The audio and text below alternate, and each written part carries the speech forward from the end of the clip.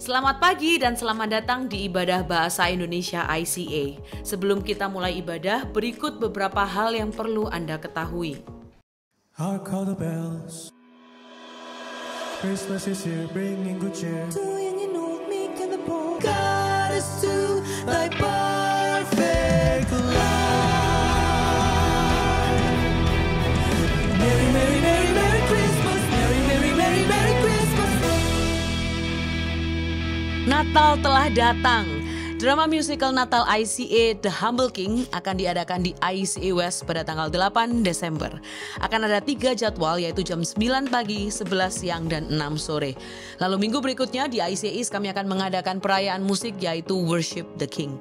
Anda harus mengajak teman dan keluarga untuk bergabung dengan kami di Natal ICA tahun ini. Mari kita rayakan Natal bersama-sama. Mari membuat hidup lebih baik dan mengubah kota kita. Bergabunglah dengan kami dalam penggalangan dana untuk membangun Community Leadership Center dan gereja di Surabaya. Cukup scan kode QR ini untuk berdonasi. Kunjungi juga stand CLC di lobi untuk mempelajari informasi lebih lanjut. Bersama-sama ICA, mari kita mengubah kota kita. Memberikan persembahan menjadi semakin mudah. Silakan scan QR Code di layar dengan menggunakan aplikasi bank Anda atau kunjungi icaspy.com/giving untuk informasi lebih lanjut.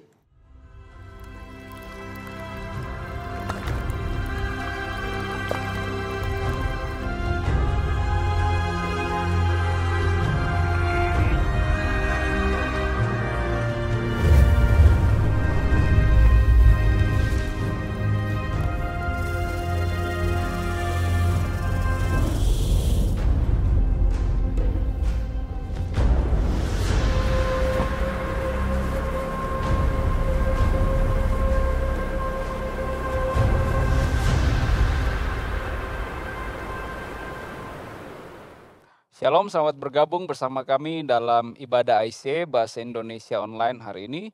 Saya Pastor Roy dan minggu ini kita tiba pada seri terakhir dari seri Musa. Dan jangan lupa minggu depan, tanggal 8 Desember, jam 9 dan jam 11 dan jam 6 sore, kita ada ibadah perayaan Natal hanya di IC West PTC. Jadi saya mengajak Bapak Ibu saudara-saudara sekalian juga bisa membawa keluarga, teman-teman, kerabat, tetangga atau siapapun yang Tuhan gerakkan untuk Bapak Ibu ajak untuk bersama-sama merayakan ibadah Natal di sini. Dan untuk pelayanan kids kita hanya ada di jam 9 dan jam 11 seperti biasa. Baik, hari ini kita minggu di mana kita akan melakukan perjamuan kudus. Jadi Bapak Ibu bisa mempersiapkan roti dan anggur, dan nanti di akhir dari firman ini kita akan melakukan perjamuan kudus bersama-sama. Baik, mari kita berdoa terlebih dahulu. Kami bersyukur ya Tuhan untuk penyertaan-Mu dalam hidup kami. Engkau hadir saat ini bersama-sama dengan kami, dan Tuhan pimpin kami siapkan hati kami untuk mendengarkan firman-Mu. Tuhan berbicara bagi kami dan tolong kami, tuntun kami melalui kebenaran hari ini. Kami mau bertumbuh menjadi pengikut-pengikut-Mu yang mencintai kebenaran firman-Mu dan menerima setiap pemberitaan firman yang berguna untuk hidup kami, untuk jiwa kami, dan untuk pertumbuhan iman kami. Terpuji nama-Mu, kami berdoa dan bersyukur. Amin. Baik Bapak Ibu saudara-saudara sekalian, hari ini adalah seri terakhir dari Musa, dan judul untuk hari ini adalah Dari Kematian kepada Kehidupan. Teks hari ini terambil dalam Keluaran pasal yang ke-19, dan saya akan membacakan Keluaran 19 ayat 1 sampai yang ke-9, dan Bapak Ibu bisa melanjutkannya membaca teks ini sampai selesai nanti, dan saya akan membacakan untuk kita semua.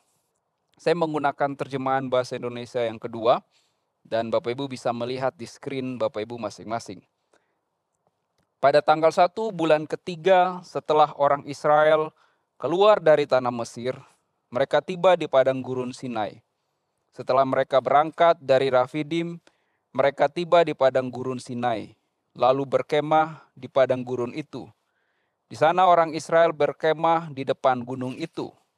Lalu Musa naik menghadap Allah, dan Tuhan berseru dari gunung itu kepadanya, "Beginilah kau katakan kepada keturunan Yakub, dan kau beritakan kepada orang Israel, kamu sendiri telah melihat apa yang kulakukan kepada orang Mesir, dan bagaimana aku telah mengangkat kamu di atas sayap Raja Wali dan membawa kamu kepadaku.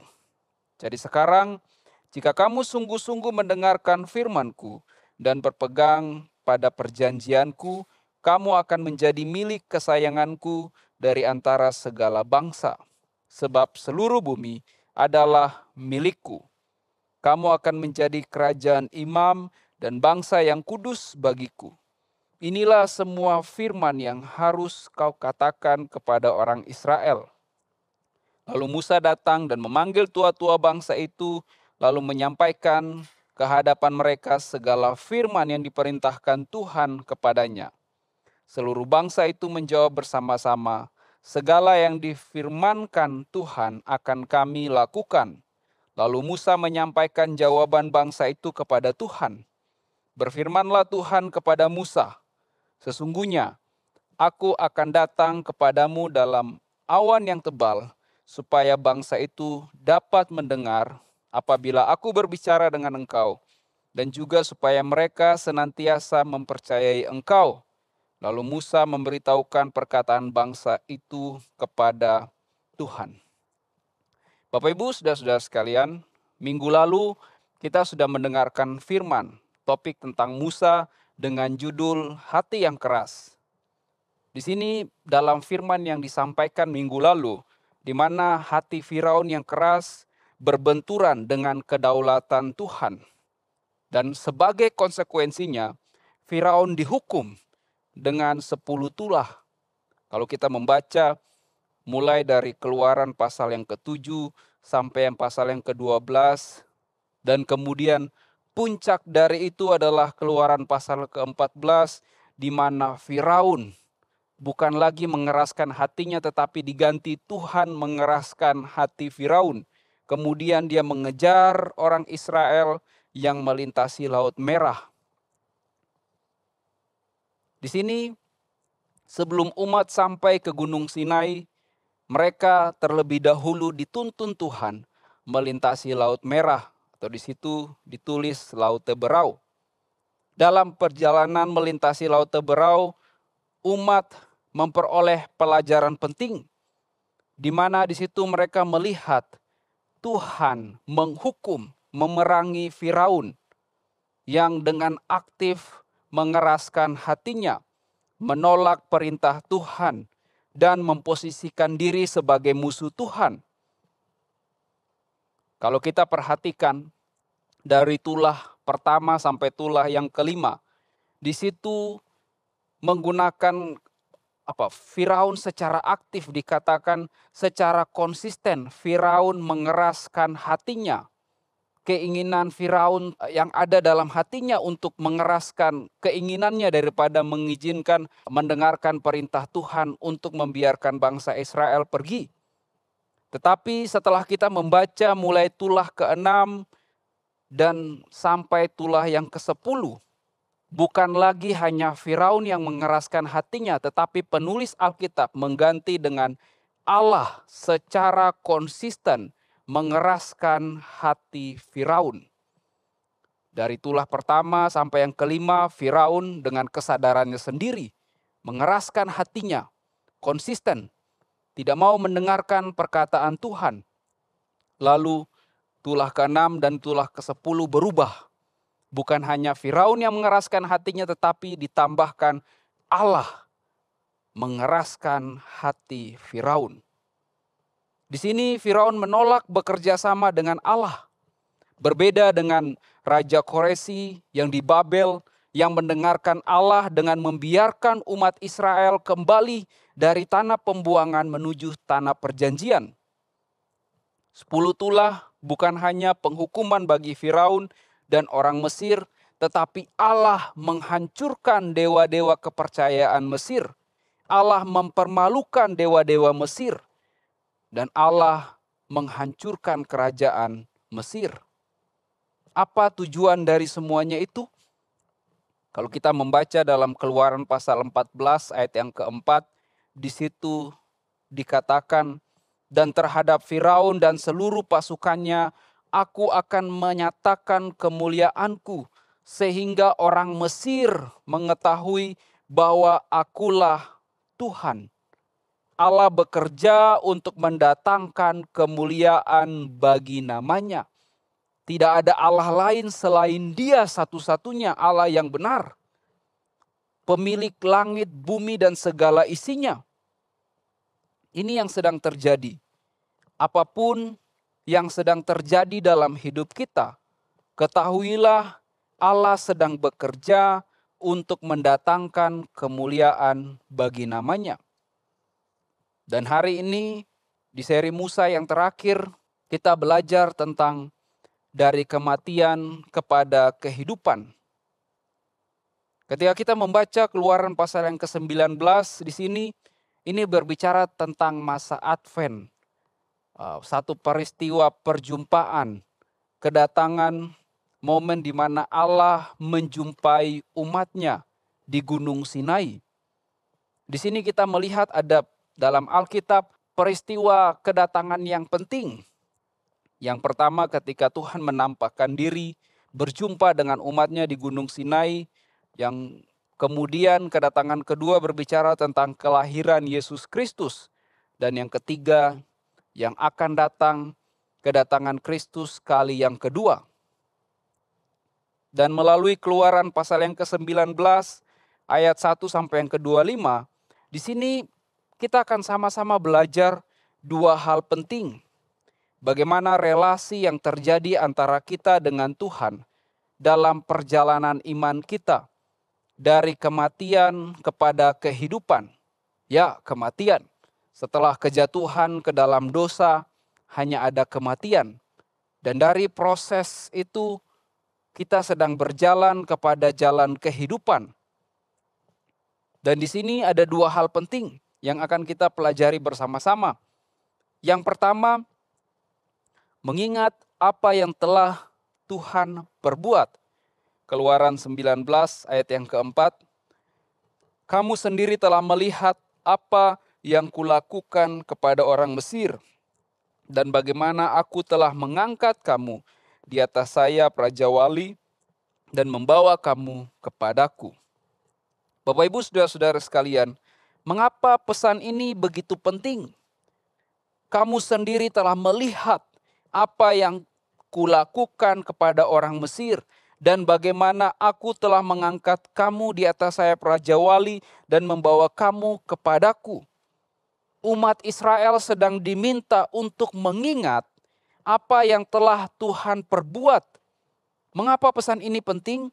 Karena ini adalah langkah awal yang penting dari perjalanan iman mereka dipimpin oleh Tuhan. Ini berbicara tentang pengalaman pribadi di mana mereka telah mengalami Tuhan secara pribadi dalam hidup. Dan ini adalah peristiwa penting yang harus selalu mereka ingat. Bapak Ibu saudara-saudara sekalian, kekristenan itu selalu berbicara tentang perjumpaan pribadi dengan Tuhan.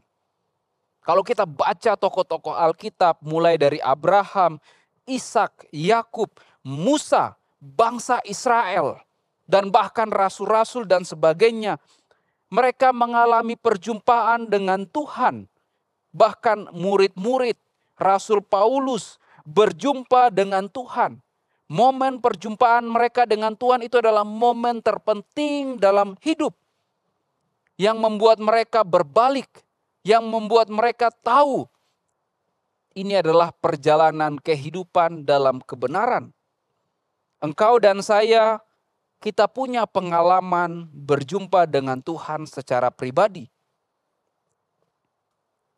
Kita pasti setiap keluarga punya foto atau album keluarga. Dan setiap foto yang kita taruh di album itu selalu ada kisah di balik setiap potret yang diambil. Saya menaruh beberapa file foto tertentu yang khusus saya susun dan saya bikin berdasarkan judul. Dan ketika file-file itu, gambar foto itu saya ambil dan saya simpan, dan ketika saya lihat kembali, foto-foto itu menceritakan tentang kebaikan Tuhan. Kasih Tuhan lewat objek benda tertentu, momen tertentu, atau perjumpaan tertentu dengan orang-orang tertentu. Ketika melihat album itu, apa yang terlintas dalam pikiran saya, yaitu Tuhan baik. Apa yang telah Dia perbuat dalam hidupku. Dan ketika melihat itu, dari dalam hati muncul ucapan syukur dan perkataan, Dia baik. Dia sungguh baik. Dan kalau kita membaca kitab suci, kita juga menemukan bagaimana penulis-penulis kitab suci seperti Habakuk, para nabi, pemazmur, Ayub, ketika mereka mengalami penderitaan, mereka punya album kenangan bersama Tuhan. Mereka bahkan ada yang menulis sambil ngomel, marah, kesel. Tetapi di akhir omelan itu, mereka mengucap syukur. Dikatakan Tuhan baik dalam pengalaman mereka di masa lampau, di momen tertentu. Dan ketika mereka mengalami kesulitan hidup, kenangan itu kembali yang mereka ingat. Tuhan baik. Di sini bangsa Israel dalam momen perjumpaan dengan Tuhan di Gunung Sinai, potret apa yang mereka harus ambil? Potret apa yang mereka perlu simpan dalam hati, dalam batin, dalam ingatan mereka, yang perlu mereka saksikan kepada generasi selanjutnya? Pengalaman pribadi dipimpin oleh Tuhan, ditolong oleh Tuhan.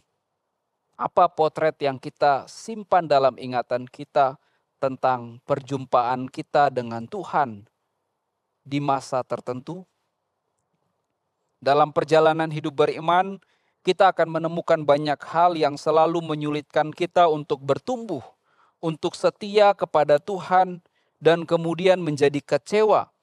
Karena memang dunia telah jatuh ke dalam dosa, dan dunia telah didesain oleh kuasa jahat untuk menghancurkan iman kita. Jika kita berkaca kepada kehidupan Yesus, maka kita akan menemukan petunjuk bagaimana Allah mendidik iman kita dalam berbagai kesulitan hidup. Sebab hidup Yesus tidak berisi kemudahan tetapi krisis. Selama 33 tahun, Yesus memilih jalan yang tidak mudah, jalan yang penuh penderitaan. Bahkan sampai Yesus pernah berdoa, kalau bisa lalukan cawan ini daripadaku. Tetapi justru karena Yesus mampu menjalani jalan yang tidak mudah dan penuh dengan penderitaan dan setia sampai akhir, maka Yesus menjadi simbol kemenangan atas penderitaan hidup. Teologi Yesus bukanlah teologi kemudahan, melainkan teologi ketangguhan. Tangguh dalam kesulitan dengan kekuatan dan pimpinan Roh Kudus, bukan dengan kekuatan diri sendiri. Hati yang menerima firman akan membuat engkau dan saya menjadi tangguh dalam menghadapi berbagai kesulitan hidup. Tangguh saat situasi tidak mendukung. Tangguh dalam intimidasi kuasa jahat. Tetap percaya Tuhan baik karena kita mengalami kebaikan Tuhan secara pribadi. Bapak Ibu pasti pernah melihat pohon ini. Ini adalah pohon kersen atau muntingia atau mungkin kita sebut pohon ceri. Tanaman ini bisa tumbuh subur di mana saja. Dia punya karakter yang unik. Biasanya tanaman itu dia harus ada di lingkungan di mana lingkungan yang mensupport dia, tanah yang subur, airnya cukup dan sebagainya. Tetapi yang unik dari jenis tanaman ini adalah dia bisa tumbuh di mana saja. Dia bisa tumbuh bahkan di atas fondasi rumah yang sedang dibangun. Dia bisa tumbuh bahkan di tembok rumah, di atap. Dia punya keunikan tersendiri, berbeda dari tanaman-tanaman yang lain. Yang saya ingin katakan bahwa begitu juga seharusnya dengan pertumbuhan iman kita. Pasca kejatuhan ke dalam dosa, dunia ini bukan lagi tempat ideal yang mensupport pertumbuhan iman kita. Dalam keadaan apapun, iman engkau dan saya harus selalu tumbuh. Bukan situasi dan keadaan yang menentukan apakah iman kita bertumbuh atau tidak. Tetapi kata firman Tuhan, hanya hati yang mau menerima dan mau taat kepada firman Tuhanlah yang bisa bertumbuh. Jangan pernah menyalahkan keadaan, situasi, dan kondisi apapun. Tiap krisis selalu terasa menyakitkan dan membahayakan.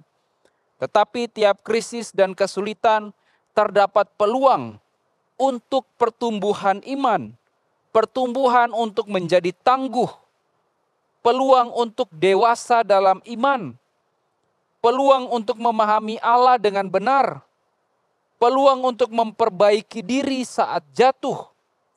Itu sebabnya mengingat apa yang Tuhan telah perbuat dalam hidup kita itu menjadi penting.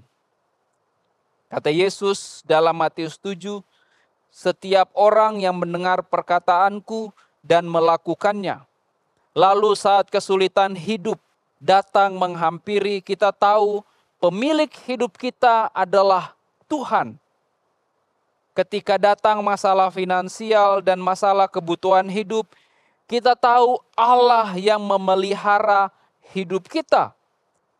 Ketika problem kelemahan tubuh, sakit penyakit datang menghampiri hidup kita, kita tahu Allah pencipta tubuh ini. Dan hidup kita berharga di mata Tuhan dalam kondisi dan keadaan apapun. Ketika datang fitnah dan aniaya karena kebenaran yang kita pegang, kita tahu Allah di pihak kita. Roh Kudus bersama kita. Hal ini kita terima melalui ingatan akan pengalaman perjumpaan dengan Tuhan. Dan ingatan akan firman yang kita baca dan kita dengar, renungkan dan lakukan setiap hari. Dalam hidup Yesus tidak ada kemudahan, yang ada adalah penderitaan. Tetapi dia bangkit dari penderitaan itu sebagai pemenang. Rasul Paulus turut merasakan kemenangan itu sehingga dia bersaksi dalam 2 Korintus 2 ayat 14. Tetapi syukur kepada Allah yang dalam Kristus selalu membawa kami di jalan kemenangan. Pada akhirnya kita berkata dengan iman dan rasa tanggung jawab di hadapan Tuhan. Aku telah mengakhiri pertandingan yang baik. Aku telah mencapai garis akhir dan aku telah memelihara iman. Mengingat apa yang telah Tuhan perbuat akan menolong perjalanan iman kita berada di jalur jalan kehidupan. Jalur jalan kehidupan itu hanya ada dalam Allah Kristus, Allah Tritunggal. Berikutnya, dari kematian kepada kehidupan. Proses yang kedua adalah pengudusan. Saya akan membacakan Keluaran 19 ayat 5 dan 6 dan ayat yang ke-14. Jadi sekarang, jika kamu sungguh-sungguh mendengarkan firman-Ku dan berpegang pada perjanjian-Ku, kamu akan menjadi milik kesayangan-Ku dari antara segala bangsa. Sebab seluruh bumi adalah milikku. Kamu akan menjadi kerajaan imam dan bangsa yang kudus bagiku. Inilah semua firman yang harus kau katakan kepada orang Israel. Ayat yang ke-14. Lalu Musa turun dari gunung menemui bangsa itu. Ia menguduskan bangsa itu dan mereka pun mencuci pakaian mereka. Bapak Ibu perhatikan di sini. Dalam kekristenan, bukan engkau dan saya yang menguduskan diri kita. Kita tidak berjuang untuk menjadi kudus. Tetapi teks firman Tuhan selalu mengatakan bahwa engkau dan saya dikuduskan oleh Tuhan.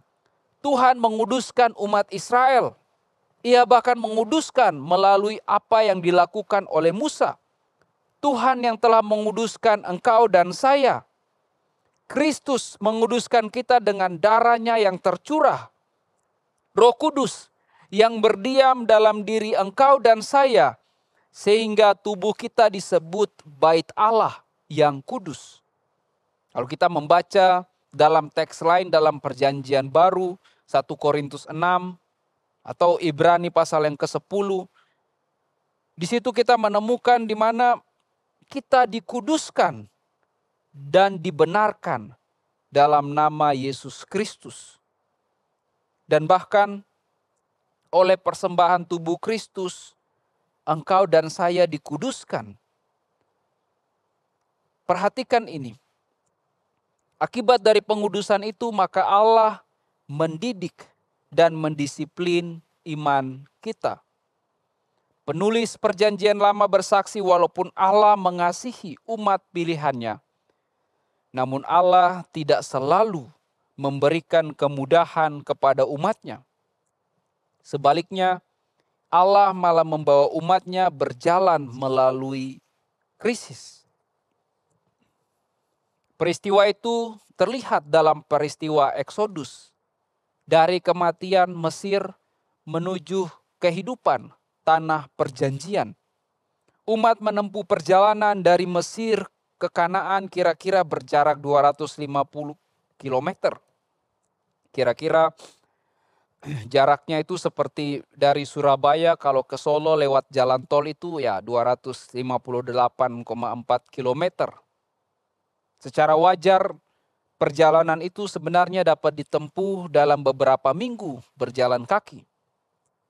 Namun Allah membawa umatnya ke jalur yang lebih jauh dan lebih sulit, lebih panjang. Sehingga akibat dari perjalanan itu mereka memakan waktu 40 tahun. Selama 40 tahun itu umat bukan menghadapi kemudahan melainkan justru kesulitan dan krisis. Dalam masa kesulitan dan krisis, umat seringkali mengira bahwa mereka tidak dikasihi oleh Allah. Tetapi sebenarnya justru karena Allah mengasihi umatnya, maka ia membawa mereka berjalan melalui berbagai kesulitan. Sebab Allah bermaksud agar dengan kesulitan dan krisis yang dialami, umatnya bertumbuh menjadi bangsa yang tangguh dalam iman. Itu berbicara tentang proses pengudusan. Proses pengudusan adalah menanggalkan keyakinan lama.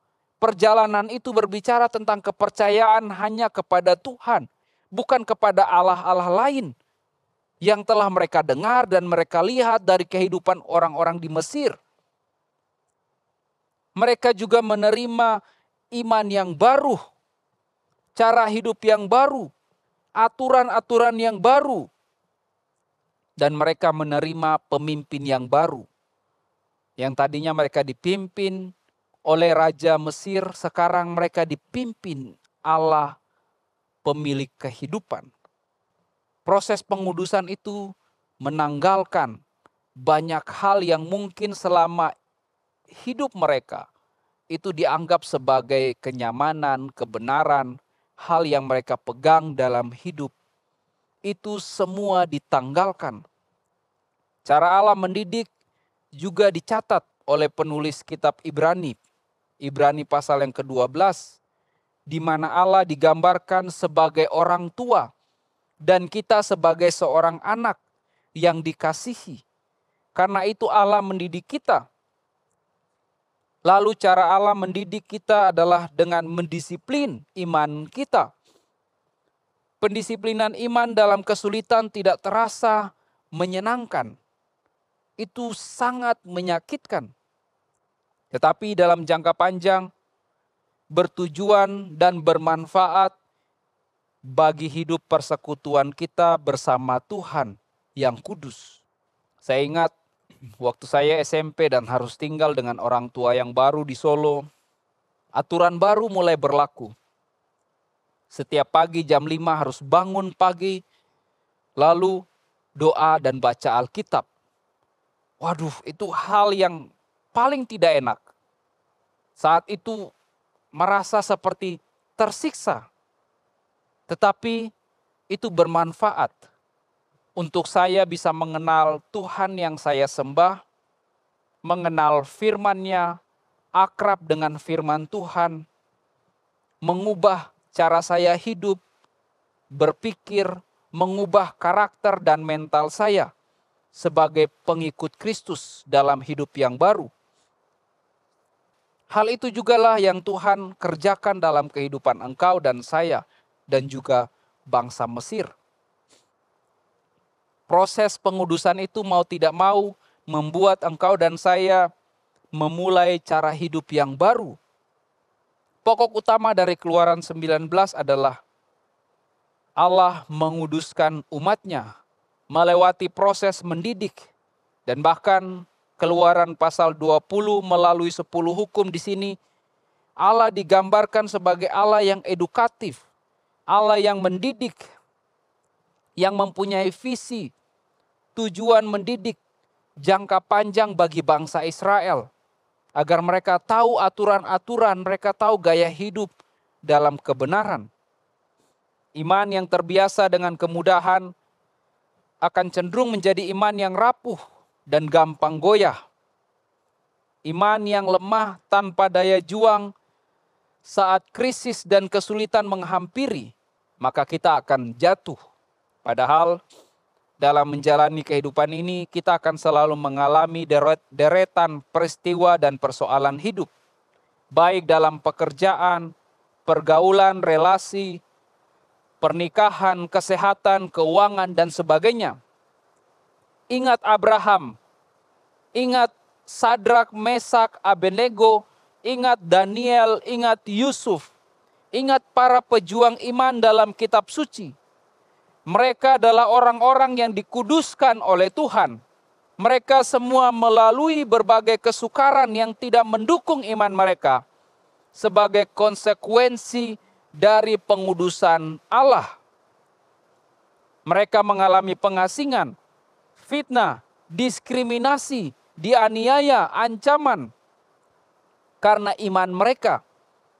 Tetapi mereka tidak melepaskan iman mereka dari Allah yang benar.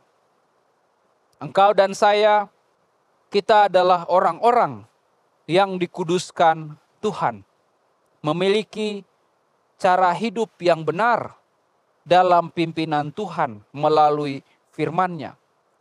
Pengudusan berbicara tentang jalan Tuhan memimpin kita untuk menjadi Injil yang menyaksikan kepada banyak orang bagaimana engkau dan saya hidup dalam kebenaran yang sejati.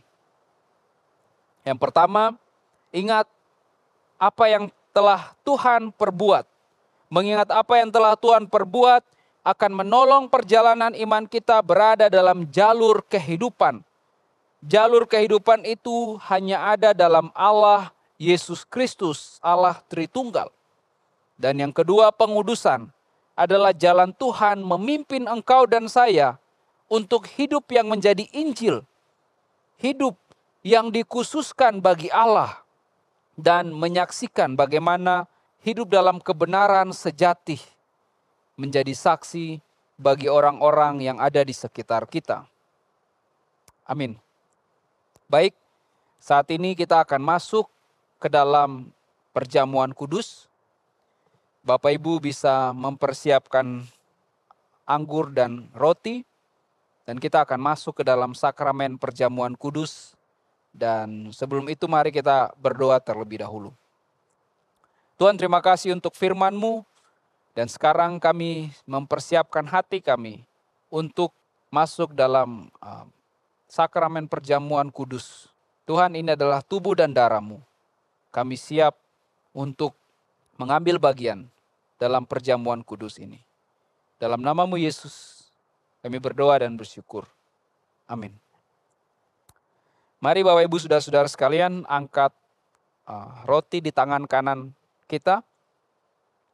Dan saya akan membacakan firman Tuhan Demikian firman Tuhan yang terambil dalam 1 Korintus pasal yang ke-11. Sebab apa yang telah kuteruskan kepadamu telah aku terima dari Tuhan, yaitu bahwa Tuhan Yesus pada malam waktu ia diserahkan mengambil roti, dan sesudah itu ia mengucap syukur atasnya, ia memecah-mecahkannya dan berkata, "Inilah tubuhku yang diserahkan bagi kamu. Perbuatlah ini menjadi peringatan akan aku." Mari angkat roti di tangan kanan kita. Ini adalah tubuh Kristus yang diserahkan bagi engkau dan saya. Kita mengucap syukur atasnya. Dan mari kita makan bersama-sama dalam nama Yesus. Kasih Tuhan.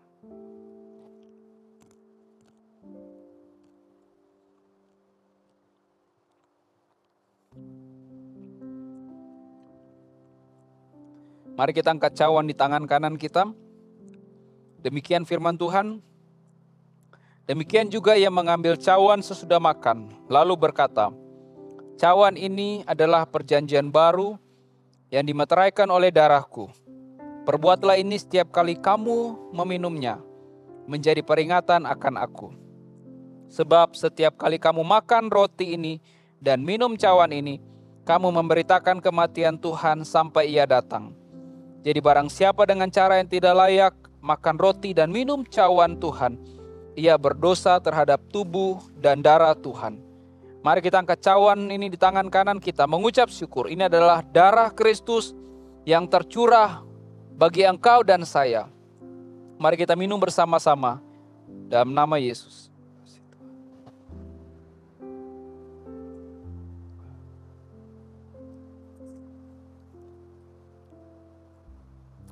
Terima kasih Tuhan untuk tubuh dan darah-Mu yang telah Engkau curahkan bagi kami. Kami bersyukur ya Tuhan, Engkau mengampuni dosa kami, Engkau yang menguduskan hidup kami. Dan Tuhan, kami mau terus mengingat pengalaman pribadi kami berjumpa dengan Engkau. Mengingat kebenaran firman yang kami baca setiap hari, yang menolong kami untuk bertumbuh berada pada jalur kebenaran. Tuhan, pimpin hidup kami. Dalam kesulitan-kesulitan yang kami hadapi, kami percaya ada pertolongan dan pimpinan Tuhan dalam hidup kami. Terima kasih ya Yesus, berbicara bagi hidup kami dan pimpin kami ke dalam jalan kebenaran. Kami bersyukur ya Tuhan. Mari Bapak Ibu saudara-saudara sekalian, angkat tangan kita di hadapan Tuhan. Dan terimalah berkat dari Tuhan yang saya baca dari 2 Korintus 9 ayat 8. Allah sanggup melimpahkan segala anugerah kepadamu, supaya kamu senantiasa berkecukupan dalam segala sesuatu dan berkelebihan dalam berbagai perbuatan baik. Tuhan memberkati engkau dan melindungi engkau. Tuhan menyinari engkau dengan wajah-Nya. Terpujilah nama-Mu, kami berdoa dan bersyukur. Amin. Selamat hari Minggu, Tuhan Yesus memberkati. Dan sampai jumpa di ibadah selanjutnya. Tuhan memberkati. Kami senang Anda bergabung dengan ibadah ICA hari ini. Selamat berakhir pekan dan sampai jumpa minggu depan. Tuhan berkati Anda dan keluarga. Natal telah datang. Drama musical Natal ICA The Humble King akan diadakan di ICA West pada tanggal 8 Desember. Akan ada 3 jadwal, yaitu jam 9 pagi, 11 siang, dan 6 sore. Lalu minggu berikutnya di ICA East kami akan mengadakan perayaan musik, yaitu Worship the King. Anda harus mengajak teman dan keluarga untuk bergabung dengan kami di Natal ICA tahun ini. Mari kita rayakan Natal bersama-sama. Mari membuat hidup lebih baik dan mengubah kota kita. Bergabunglah dengan kami dalam penggalangan dana untuk membangun Community Leadership Center dan gereja di Surabaya. Cukup scan kode QR ini untuk berdonasi. Kunjungi juga stand CLC di lobi untuk mempelajari informasi lebih lanjut. Bersama-sama ICA, mari kita mengubah kota kita. Memberikan persembahan menjadi semakin mudah. Silakan scan QR Code di layar dengan menggunakan aplikasi bank Anda atau kunjungi icaspy.com/giving untuk informasi lebih lanjut. Sumbangan dana untuk beasiswa YDP memiliki kode QR yang baru. Dana beasiswa YDP membantu anak-anak remaja kurang mampu di komunitas agar dapat mengejar impian mereka untuk mendapatkan pendidikan di perguruan tinggi. Pemberian untuk program ini sekarang memiliki kode QR sendiri, sehingga akan lebih mudah untuk Anda memberi dan mendukung impian anak-anak di YDP. ICA Kids mencari sukarelawan untuk membantu dalam bidang musik, pujian, sound, dan LCD. Mari bersama membantu Next Gen di ICA dengan mendaftar sekarang juga. ICA membuka kesempatan untuk Anda dapat bergabung menjadi volunteer di ICA untuk melayani dalam bidang service media dan juga hospitality. Untuk mendaftarkan diri menjadi volunteer di ICA, Anda bisa scan QR Code di layar atau di meja informasi yang ada di lobi. Mari melayani Tuhan dan memberkati gerejanya. Kelompok kecil adalah cara terbaik untuk terhubung dan bertemu dengan lebih banyak teman di ICA. Apabila Anda belum tertanam dalam komunitas Go Group di ICA, silakan kunjungi website ICA atau buka dari aplikasi Church Center untuk menemukan Go Group yang tepat bagi musim kehidupan Anda saat ini. Mari bertumbuh melalui Go Group. Kami rindu untuk bisa mendoakan Anda. Bagikan pokok doa Anda melalui tautan bit.ly/ICA Prayer Online dan bersama kita melangkah dan percaya bahwa Tuhan bekerja. ICA Prayer Service diadakan setiap hari Selasa pada pukul 6.30 sampai 7.30 malam lewat Zoom. Anda bisa mengunjungi Instagram kami @ICSBY untuk mendapatkan meeting ID-nya. Mari menyembah dan berdoa bersama. Tahukah Anda bahwa catatan khotbah ICA dapat ditemukan setiap minggunya di aplikasi Alkitab YouVersion? Setelah mengunduh aplikasi YouVersion, cukup klik Events, ketik lokasi ICA Anda di hari itu, yaitu ICA West atau ICA East, untuk menemukan catatan khotbah dan semua ayat Alkitab untuk khotbah hari Minggu tersebut. Selamat mencoba! Untuk informasi lebih lanjut tentang kegiatan di gereja ICA, tautan penting, pengumuman yang mungkin terlewatkan, serta form pendaftaran, silakan mengunduh aplikasi Church Center, satu aplikasi untuk semua informasi tentang ICA Surabaya. ICA mengadakan ibadah setiap minggu di gereja dan juga online di YouTube channel ICA Surabaya. Bergabung bersama kami setiap hari Minggu untuk menyembah dan belajar firman Tuhan bersama-sama. Ikuti sosial media ICA Surabaya di YouTube, Facebook, Instagram, dan Spotify. Anda dapat menemukan berbagai informasi, playlist musik, video, renungan, dan lainnya.